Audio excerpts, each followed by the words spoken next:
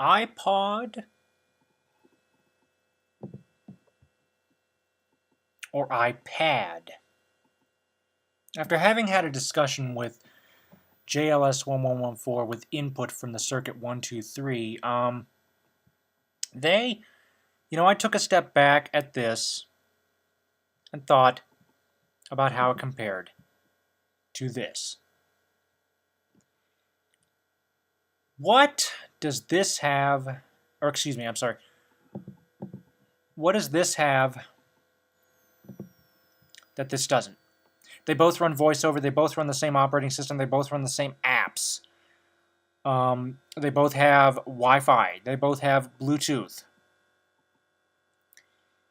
And if you were to just stop right there and compare the pricing for the exact same sized units, you're looking at roughly a $400 price difference. So, what does this have that this doesn't? And also, what does this have that this doesn't? What does the iPod Touch have that the iPad does not have? And what does the iPad have that the iPod Touch does not have? Well, the excuse me. The iPod Touch has portability. Now, it may possibly have extended battery life, but nobody's ever tested the full battery life of continuous use with the Wi-Fi enabled. It has the ability, in the case of VoiceOver, because it's a gesture-based screen reader, to go ahead and scroll back and forth and essentially use the iPod with literally one hand and have your other hand free for your cane or your guide dog, or have your iPod do a continuous read, stick it in your pocket, and then you can read the daily paper having the iPod in your pocket with, with your cane in one hand and your guide dog in the other. That is not possible with the iPad. So what is possible with the iPad? Well, we're looking at a much, much bigger screen. We're looking at 9.7 inches versus 3.5 on the iPod.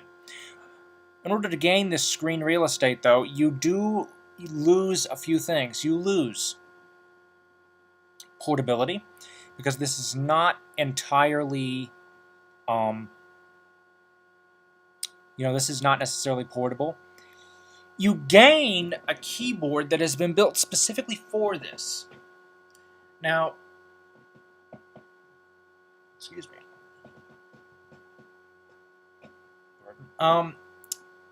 The keyboard is also a charging dock. The idea here being that this is also going to have iWork on board. For those of you who are not familiar with it, iWork is not PC compatible. You pretty much have to have a Mac in order to use it. But they managed to take it and put it on the iPad. Now, is it coming to the iPod Touch? As I understand it from the keynote, due to the dialogue that Steve put out, I am sorry to say no. The reason is because the iPod Touch does not have the hardware necessary to run keynote pages and numbers without... Well, actually, I can't even run them at all. This 1 gigahertz Apple A4 that they have on there probably must be around the minimum to run it. Not only that, they've managed to create a specific interface for this. Now, I'm not saying they couldn't rewrite the interface to scale down to the iPod Touch, but, like I said, you have the hardware limitations. There's also another market. This is actually, I would say this is a good tool for students who are Mac users, and there are actually quite a few at my university, because with the 10-hour battery life, you can take this to class, and you can go ahead and type your notes on it. Now, what if you're a VoiceOver user? If you're a VoiceOver user, Provided there's Bluetooth keyboard support on the iPod Touch, I would just go ahead with that. Just do the iPod Touch in your pocket, hook it up to the Bluetooth keyboard, and type your paper through a third-party word processor like QuickOffice.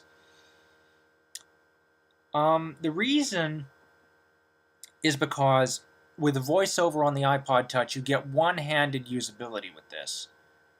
Due to the iPad's size, you don't get one-handed use.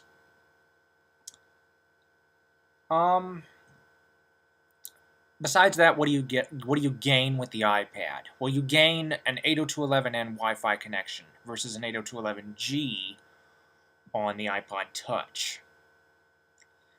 So really what you're gaining is... Oh, and the iBooks. That's the other thing. The iBook store was the main new thing in this device. A lot of people were speculating Apple would enter the ebook market, and they have with the iBooks. Other than that, the software is so similar to the iPod Touch and the iPhone, the question is whether you want it. My stance, if you can afford it, and you'd like to have an ebook reader, a truly usable one, then do it, especially if you have low vision. If you have low vision, the 9.5-inch screen is going to be perfect for you, provided you can live within Apple's limitations. No flash support, no multitasking. These are things you're going to have to live with. iTunes is another thing, but that's really no different than the iPod. But that's what I'm saying is, if you're looking for a good usable ebook reader, and you want it to do some more things, this could very well fit the bill, particularly since it also has VoiceOver aboard, and you can use it. Whereas the iPod Touch is really meant more for the mobile, just the average Joe. You can be mobile with it, you can walk around, you can listen to your music, you can browse the web, and so on and so forth. But it depends on what your needs are. I'd say if you're looking to go at books, if you're a student and you need to take lots of notes and you don't necessarily want a netbook, there are some people who just can't stand Windows. If you're one of those people and you need a netbook, this could very well be it. However, if you do not necessarily need a netbook, like I've got a Mac that's perfectly usable, and while I would like to have something a little more portable to carry around, it's not a necessity at this time because I won't be graduating for a year.